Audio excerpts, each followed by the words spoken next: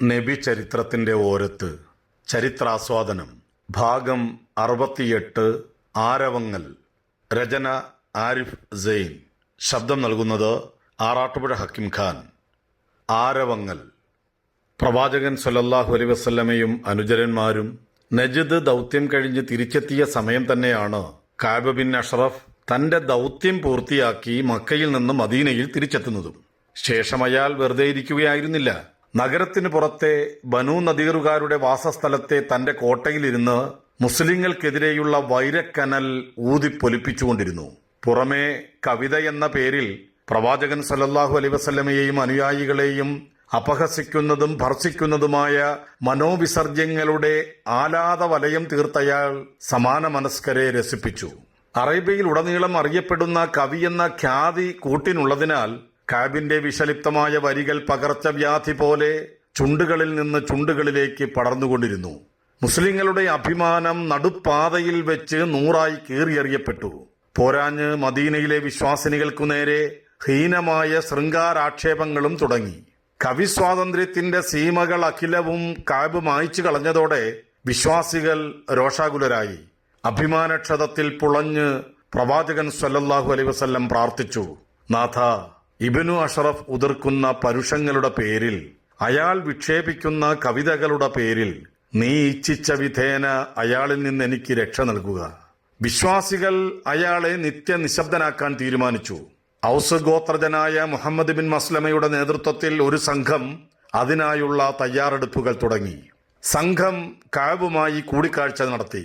പ്രവാചകൻ സല്ലല്ലാഹു അലൈഹി വസല്ലമയെ അധിക്ഷേപിച്ച് സംസാരിച്ച് അവർ അയാളുടെ വിശ്വാസം നേടിയെടുത്തു.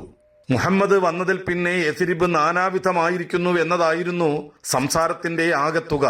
വന്നവർ സ്വന്തക്കാർ തന്നെ എന്ന് അയാൾ ധരിച്ചു. തൽക്കാല ആവശ്യത്തിനായി തങ്ങൾക്ക് കുറച്ച് പണം ആവശ്യമായിരിക്കുന്നുവെന്നും പണയത്തിനുമേൽ പണം വായ്പ വേണമെന്നും അവർ ആവശ്യപ്പെട്ടു. പിന്നീട് ഒരു ദിവസത്തേക്ക് പണം ഏർപ്പാടാക്കാം എന്നയാൾ പ്രതിവചിച്ചു.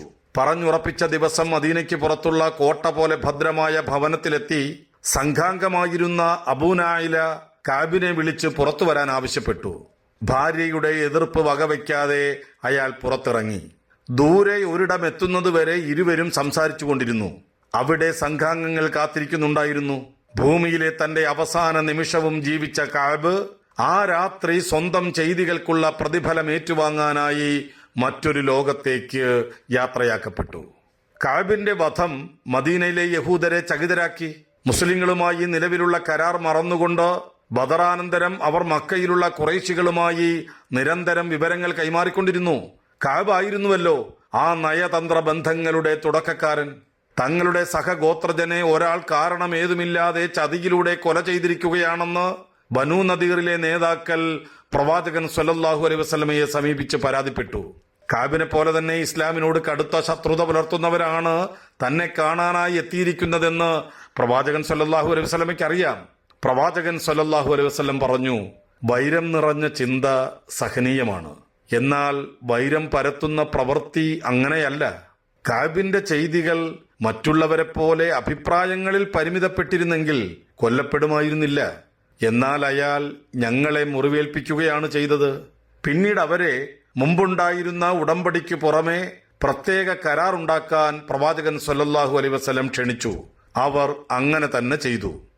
ചെങ്കടലിനോട് ചേർന്ന സ്ഥിരം സഞ്ചാരപാത കൈവിട്ടു പോയതിനാൽ തങ്ങൾക്കിനി നജ്ദ് സമതലത്തിലൂടെ കടന്നുപോകുന്ന പാത മാത്രമേ ഏക വികല്പമായുള്ളൂ എന്ന യാഥാർത്ഥ്യം ഖുറൈശ് ഏതാണ്ട് ഉൾക്കൊണ്ട പോലെയാണിപ്പോൾ.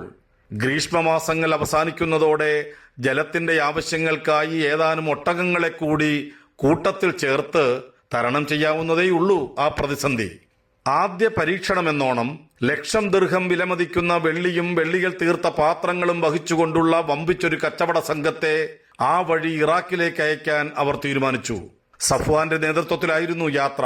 സാർത്തവാഹക സംഘത്തെക്കുറിച്ച് മദീനയിലെ ചില യഹൂദർക്ക് ഇരുകൂട്ടർക്കുമിടയിൽ രൂപപ്പെട്ട പൊതുബാന്ധവങ്ങളിലൂടെ വിവരങ്ങൾ ലഭിച്ചിരുന്നു. അവർക്കിടയിൽ നടന്ന സംഭാഷണം അൻസാറുകളിൽ ഒരാൾ കേൾക്കാനിടയാവുകയും പ്രവാചകൻ സല്ലല്ലാഹു അലൈഹി വസല്ലമയെ അറിയിക്കുകയുമായിരുന്നു. വണിക് സംഘത്തെ തടയാനായി സെയ്ദ് ബിൻ ഹാരിസയുടെ നേതൃത്വത്തിൽ 100 കുതിരപ്പടയാളികളുടെ ചെറുസേനയെ കറദയിലേക്ക് അയച്ചു. സെയ്ദിന്റെ നേതൃപാടവത്തെക്കുറിച്ച് വലിയ മതിപ്പായിരുന്നു പ്രവാചകൻ സല്ലല്ലാഹു അലൈഹി വസല്ലമയ്ക്ക്. ആ പാതയിലെ ഏറ്റവും പ്രധാനപ്പെട്ട ജലലഭ്യതയുള്ള പ്രദേശമാണ് കറദ. താരതമ്യേന ചെറുതും കൈകാര്യം ചെയ്യാൻ എളുപ്പവുമായിരുന്ന സേനയായിരുന്നതിനാൽ ഫലപ്രദമായ ഒളിയാക്രമണം എളുപ്പമായി. അപ്രതീക്ഷിതവും ശക്തവുമായ ആക്രമണത്തിൽ പകച്ച് സഫ്വാനും സംഘവും ചിതറിയോടി. സെയ്ദും കൂട്ടരും വിജേതാക്കളായി മദീനയിൽ തിരിച്ചെത്തുകയും ചെയ്തു. വാണിജ്യ സംഘത്തിന്റെ ചരക്ക് വഹിച്ചിരുന്ന ഒട്ടകങ്ങളെ, അവയ്ക്ക് പുറത്തുള്ള വെള്ളിഭാരങ്ങളടക്കം സംഘം പിടിച്ചെടുത്തു. കൂട്ടത്തിൽ ഏതാനും ബന്ദികളെയും. കറദ സംഭവം മക്കയിൽ ചെറുതല്ലാത്ത തുടരനക്കങ്ങൾ സൃഷ്ടിച്ചു. ബദറിലെ പരാജയത്തിനു പിന്നാലെ ഖുറൈശ് ഒരുക്കം കൂട്ടുന്ന മദീനയ്ക്കു നേരെയുള്ള ആക്രമണ പദ്ധതികൾ ശക്തമാവുകയും അവയുടെ ഗതിവേഗം വർദ്ധിക്കുകയും ചെയ്തു. ക്രിസ്തുവിന് ശേഷം 624 ആണ്ടുകൾ കടന്നുപോയി 25-ാം ആണ്ടിലേക്ക് പ്രവേശിച്ച ശിശിരകാലമായിരുന്നു അത്. പ്രവാചകൻ സല്ലല്ലാഹു അലൈഹി വസല്ലമയുടെ ജീവിതത്തിലേക്ക് ആമോദത്തിന്റെ തളിരിളം കാറ്റുവീശിയാണ് അക്കൊല്ലത്തെ റമളാൻ സമാഗതമായത്. ഫാത്തിമ ഒരാൺകുഞ്ഞിന് ജന്മമേകിയിരിക്കുന്നു. നവജാത ശിശുവിന്റെ കാതുകളിലേക്ക് നബി സല്ലല്ലാഹു അലൈഹി വസല്ലം ബാങ്കിന്റെ പദങ്ങൾ മന്ത്രിച്ചു. അവനെ അദ്ദേഹം ഹസൻ എന്ന് വിളിച്ചു, അഴകാർന്നവൻ. റമദാൻ ചന്ദ്രിക 1-ാം പക്ഷം പൂർത്തിയാക്കി. 3 ദിനങ്ങൾ കൂടി കഴിഞ്ഞാൽ ബദറിന്റെ 1-ാം വാർഷികമായി. ആ സമയത്ത് മക്കയിൽ നിന്ന് 3 നാളുകൾ മാത്രമെടുത്ത് ഒരു അശ്വയാത്രികൻ മദീനയുടെ അതിർത്തിക്കുള്ളിൽ പ്രവേശിച്ചു. നേരെ പ്രവാചകൻ സല്ലല്ലാഹു അലൈഹി വസല്ലമയെ അന്വേഷിച്ച് പള്ളിയിലെത്തി. അനുചരന്മാരുമായി ചർച്ചകളിലായിരുന്ന പ്രവാചകൻ സല്ലല്ലാഹു അലൈഹി വസല്ലമയ്ക്ക് അയാൾ ഒരു കത്തു നീട്ടി. പിതൃവ്യൻ അബ്ബാസ് ബിൻ അബ്ദുൽ മുത്തലിബാണത്രേ കത്തുമായി ഗിഫാർ ഗോത്രജനായ ദൂതനെ അയച്ചിരിക്കുന്നത്. ഉബയ്യ് ബിൻ കഅബ് സന്ദേശം പ്രവാചകൻ സല്ലല്ലാഹു അലൈഹി വസല്ലമയെ വായിച്ചു കേൾപ്പിച്ചു. 3000 പേരുൾക്കൊള്ളുന്ന ഒരു അഭൂതപൂർവമാം വിധം ഗംഭീരമായൊരു പട മദീനയിലേക്ക് പുറപ്പെടാൻ ഒരുങ്ങി നിൽക്കുന്നുണ്ടെന്നാണ് കുറിമാനത്തിന്റെ ഉള്ളടക്കം. സേനയിൽ 700 പേർ പടച്ചട്ടയണിഞ്ഞവരുണ്ട്. 200 അശ്വാരൂഢരുണ്ട്. എത്ര പേരുണ്ടോ അത്രയും ഒട്ടകങ്ങളുമുണ്ട്. ചരക്ക് വഹിച്ചുകൊണ്ടുള്ള ഒട്ടകങ്ങളുടെയും സ്ത്രീകളെ ഇരുത്താനുള്ള വരന്തകം പേറുന്ന ഒട്ടകങ്ങളുടെയും കണക്കെടുത്തു കഴിഞ്ഞില്ല. അബ്ബാസിന്റെ എഴുത്ത് തൽക്കാലം അൻസാരികളിലും മുഹാജിറുകളിലും പെട്ട ഏതാനും നേതാക്കൾ മാത്രം അറിഞ്ഞാൽ മതിയെന്ന് നബി സല്ലല്ലാഹു അലൈഹി വസല്ലം ഉബയ്യിനോട് പറഞ്ഞു. കത്ത് മദീനയിൽ എത്തിയപ്പോഴേക്കും ഖുറൈശ് മക്കയിൽ നിന്ന് പുറപ്പെട്ടു കഴിഞ്ഞിരുന്നു. വഴിയിലുടനീളം ദിക്കുകളെ ഭേദിച്ചുയർന്ന ആരവങ്ങളും തമ്പേറടിയും പരമ്പരാഗതമായ ഒരു ഉത്സവത്തിന്റെ പ്രതീതി ആർജിച്ചു. തൽഹ ബിൻ അബൂ തൽഹയാണ് സർവ്വസൈന്യാധിപൻ. ഖുറൈശി നേതാവ് അബൂ സുഫിയാന്റെ ഭാര്യ ഹിന്ദ് സൈന്യത്തെ അനുഗമിക്കുന്നുണ്ട്. അയാളുടെ മറ്റൊരു ഭാര്യയും കൂട്ടത്തിലുണ്ട്. ഉമയ്യയുടെ പുത്രൻ സഫ്വാനെയും അയാളുടെ ഒരു ജോഡി പത്നിമാർ അനുഗമിക്കുന്നുണ്ട്. അവർ മാത്രമല്ല, ഒരു പെൺപട തന്നെ പുറപ്പെട്ടിട്ടുണ്ടത്രേ. അബൂജഹലിന്റെ പുത്രൻ ഇക്രിമയുടെ പെണ്ണ് ഉമ്മു ഹക്കീം, ഖാലിദ് ബിൻ വലീദിന്റെ പെങ്ങൾ ഫാത്തിമ, അംർ ബിൻ ആസിന്റെ ഭാര്യ റൈത.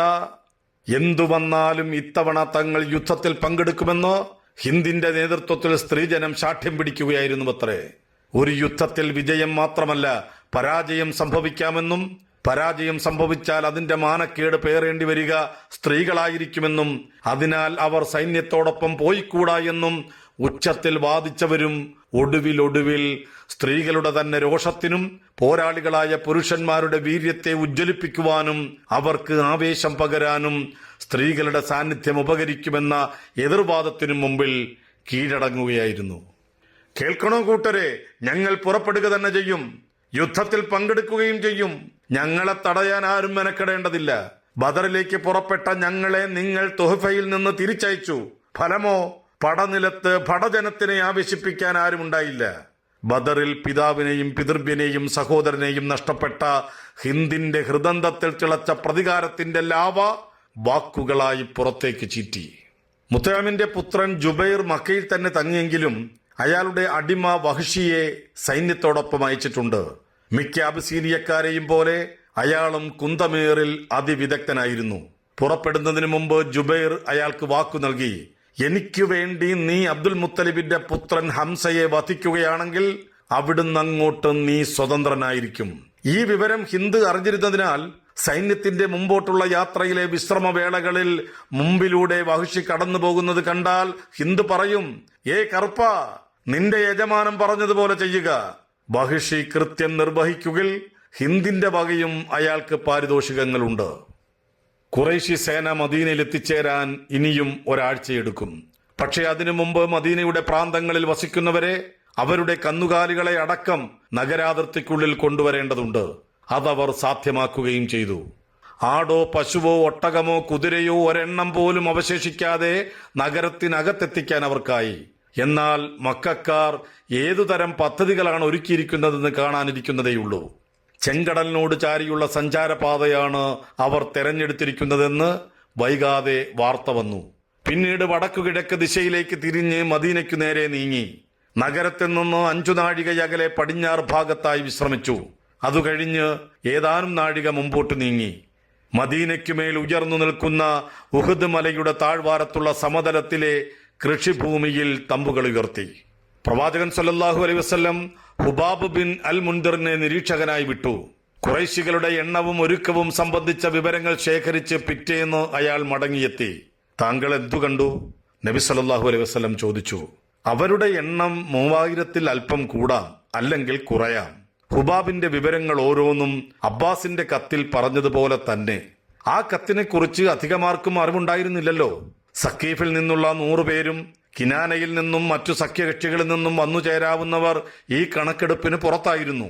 ഖുറൈശികൾക്ക് പുറമെ ഏതാനും ചില അറബി ഗോത്രങ്ങളും പിന്നെ അടിമകളും ബാക്കി പല ഭാഗങ്ങളിൽ നിന്ന് സംഘടിപ്പിച്ച കൂലിപ്പട്ടാളവുമായിരുന്നു മക്ക സേനയുടെ ആകെത്തുക. ഹുബാബിന് പുറമെ ഫുദാലയുടെ മക്കളായ അനസിനെയും മുഅനിസിനെയും നിരീക്ഷകരായി വിട്ടിരുന്നു. അവർ പറഞ്ഞതനുസരിച്ച് 3000-ലധികം വരുന്ന ഒട്ടകങ്ങളും 200 കുതിരകളും പ്രദേശത്തെ മേച്ചിൽപ്പുറങ്ങൾ നിറഞ്ഞു മേയുകയാണ്. ചുറ്റുവട്ടത്തെ കൊയ്യാനിരിക്കുന്ന വിളകൾ മിക്കവാറും അവയുടെ തീറ്റയായിരിക്കുന്നു. 1-2 ദിവസങ്ങൾക്കുള്ളിൽ ഒരു പുൽക്കൊടി പോലും സ്ഥലത്ത് അവശേഷിക്കാത്ത വിധം മൊട്ട നിലമായി അത് മാറും. മട്ടും മാതിരിയും കണ്ടിട്ട് അടുത്തെങ്ങും ഒരാക്രമണത്തിനുള്ള ഒരുക്കമോ സാധ്യതയോ ഇല്ലതാനും. നഗരം പഴുതടച്ച സുരക്ഷയ്ക്ക് കീഴിലാക്കാൻ പ്രവാചകൻ സല്ലല്ലാഹു അലൈഹി വസല്ലം പ്രത്യേകം ശ്രദ്ധിച്ചു. അദ്ദേഹത്തിന്റെ വീടിന് മുന്നിൽ ശക്തമായ കാവൽ ഏർപ്പെടുത്തണമെന്ന് ഔസ് ഗോത്രജനായ സഅദ് ബിൻ മുആദും ഖസ്റജ് ഗോത്രജനായ സഅദ് ബിൻ ഉബാദയും ശഠിച്ചു. പ്രവാചകൻ സല്ലല്ലാഹു അലൈഹി വസല്ലം ഇതുവരെ ആയുധമൊന്നും അണിഞ്ഞിട്ടില്ല. ഒരു കടും കാലത്തിന്റെ ആരബ്ദം വിളംബരം ചെയ്തുകൊണ്ട് ആ രാവുകളിൽ ഒന്നിൽ നബി സല്ലല്ലാഹു അലൈഹി വസല്ലമയ്ക്ക് ഒരു സ്വപ്ന ദർശനമുണ്ടായി. ബലിഷ്ഠമായ പടച്ചട്ടയണിഞ്ഞ് അദ്ദേഹം ഒരാടിന്റെ പുറത്ത് യാത്ര ചെയ്യുന്നു. കയ്യിലെ വാളിന്റെ തലപ്പ് ചളുങ്ങിയിട്ടുണ്ട്. തന്റേതാണെന്ന് അദ്ദേഹത്തിന് ബോധ്യമുള്ള ഏതാനും പശുക്കൾ ബലിയെറുക്കപ്പെട്ടതായി കൺമുമ്പിൽ കാണുന്നു. പിറ്റേ പ്രഭാതത്തിൽ പ്രവാചകൻ സല്ലല്ലാഹു അലൈഹി വസല്ലം തന്റെ സ്വപ്നത്തിന്റെ കഥ അനുചരന്മാരുമായി പങ്കുവച്ചു. അദ്ദേഹം തന്നെ അതിന്റെ പൊരുളും വിവരിച്ചു കൊടുത്തു. ബലിഷ്ഠമായ പടച്ചട്ട മദീനയാണ്. വാളിന്റെ ചളുക്കം തനിക്കേൽക്കാനിരിക്കുന്ന ഒരു പ്രഹരമാണ്. ബലിയറുക്കപ്പെട്ട പശുക്കൾ യുദ്ധത്തിൽ രക്തസാക്ഷികളാകാൻ പോകുന്ന തന്റെ സഹചരെ പ്രതിനിധാനം ചെയ്യുന്നു. താൻ സഞ്ചരിച്ച മുട്ടനാടാകട്ടെ ദൈവമിച്ഛിക്കുകിൽ മുസ്ലിങ്ങൾ വധിക്കാൻ പോകുന്ന അവരുടെ സംഘത്തിന്റെ തലയാളാണ്. പ്രിയമുള്ളവരെ, നിങ്ങൾ ഇതുവരെ കേട്ടത് നബി ചരിത്രത്തിന്റെ ഓരത്ത് ചരിത്രാസ്വാദനം ഭാഗം 68 ആരവങ്ങൾ. രചന ആരിഫ് സൈൻ. ശബ്ദം നൽകിയത് ആറാട്ടുപുഴ ഹക്കിം ഖാൻ. ഇൻഷാ അല്ലാഹ് തുടരും.